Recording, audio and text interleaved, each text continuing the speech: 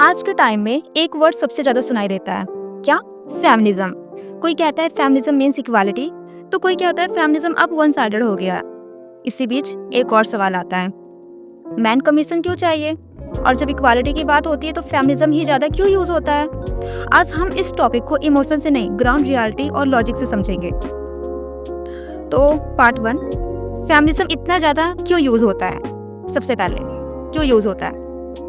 Feminism एक movement के रूप में शुरू हुआ क्योंकि हिस्ट्री में वीमेन को education, safety, property, voting right हर जगह सिस्टमैटिक डिस्क्रिमिनेशन फेस करना पड़ा था। इसीलिए फेमिनिज्म का फोकस रहा कि वीमेन एम्पावरमेंट, और आज भी work place harassment, domestic violence, safety issue जैसे प्रॉब्लम रियल और विजिबल हैं। इसी वजह से मीडिया, एक्टिविज्म और पॉलिसी डिबेट में फेमिनिज्म ज़्यादा हाईलाइट होते हैं। ये गलत नहीं है, वीमेन प्रोटेक्शन नेसेसरी है और रहेगा। करंट सिचुएशन में इम्बैलेंस कहाँ से आता है?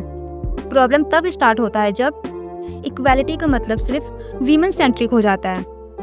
लॉ और सिस्टम जेंडर के बायस पर रिएक्ट करने लगते हैं, फैक्ट पर नहीं।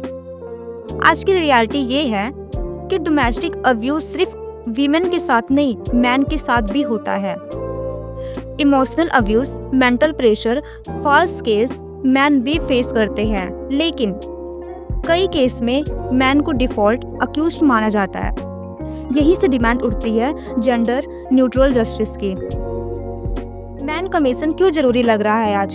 इंडिया में वीमेन के लिए national man commission for women जैसे एक ऑफिशियल बॉडी है जो कंप्लेन सुनती है, रिपोर्ट बनाती है और गवर्नमेंट की रिकमेंडेशन देती है। तो लॉजिकल सवाल उठते हैं, अगर वीमेन के इशू के लिए एक इंस्टीट्यूशनल प्लेटफॉर्म हो सकता है तो मैन के इशू के लिए क्यों नहीं?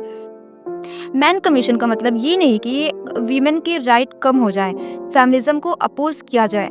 मैन कमीशन का मतलब है मैन के मेंटल हेल्थ इशू को सीरियसली लेना, फर्स्ट केस और उनके इम्पैक्ट पर स्टडी करना, फैमिली लॉ, कस्टडी और सुसाइड रेट जैसे टॉपिक को एड्रेस करना और एक बैलेंस्ड जस्टिस सिस्टम बनाना। ये मैन वर्सेस वीमेन का इशू नहीं है, ये जस्टिस वर्सेस बायस का इशू है।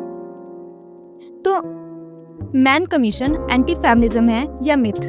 ये कहना कि अगर मैन के राइट की बात हुई तो फेमिनिज्म खत्म हो जाएगा, ये खुद फेमिनिज्म का कोर आइडिया के अगेंस्ट है।